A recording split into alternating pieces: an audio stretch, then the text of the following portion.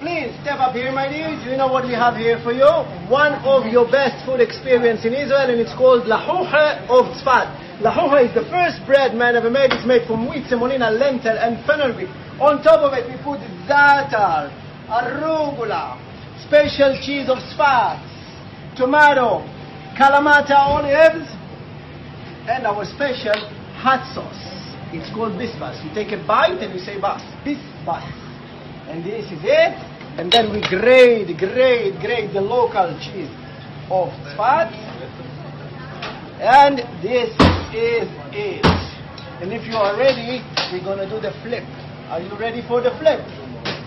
Alright? One flip is free, double flip is double price, my dear. Or triple flip, it's a bet. Here we go. One flip. One. Two.